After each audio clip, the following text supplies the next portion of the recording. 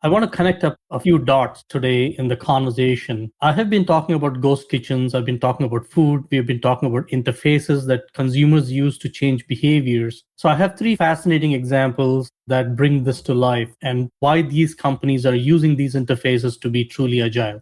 First, I want to start with the example of what I would call as Walgreens trying to innovate on how consumers shop for drinks in their stores. So Walgreens has replaced, in some parts, as an experiment in Chicago, many of the refrigerator doors with electric displays or digital displays. So essentially, what it does is that in the past, as a consumer, if you're walking down the aisle, from a distance, you could see where there was water, where there was Gatorade, or where there was a beer or anything else, or Coke, for example.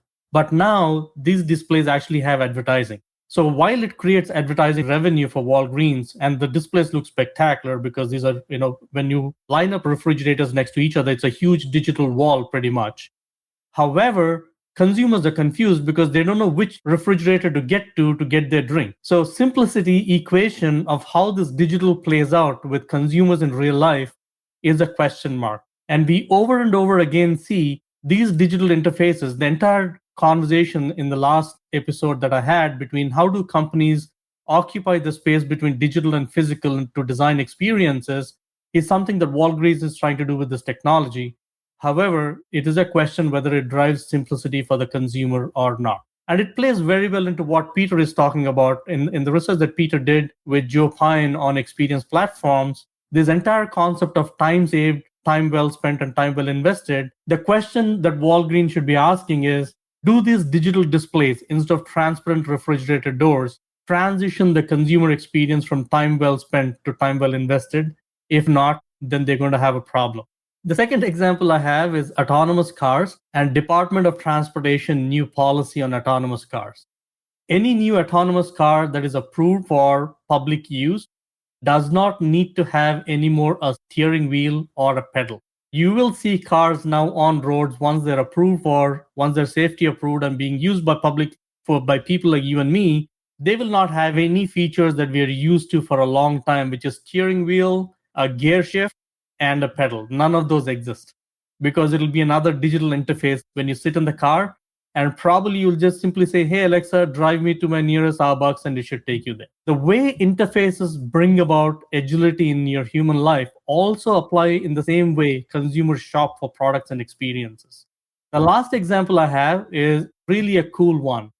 All of you must have heard about this NFT phenomena called Bored Yacht Ape Club or a Bored Ape Yacht Club. Now, it's one of the highest value trading set of NFTs in the marketplace. Now, guess what? A very well-known creator of food experimentation kind of concept stores is now using Bored Yacht Club as a concept restaurant that will now serve consumers as an extension of the brand experience of these bored apes as an NFT. And it's really fun. I think the way they named the restaurant is fun too.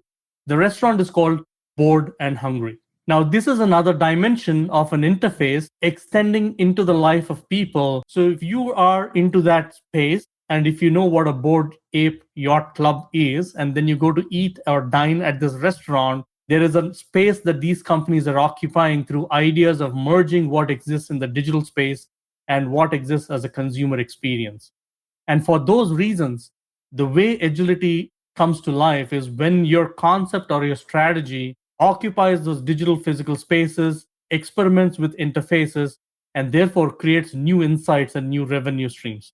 That is my interface-based agility take for this month. With that, I'm going to open up to all our course leaders for our closing conversation and comments.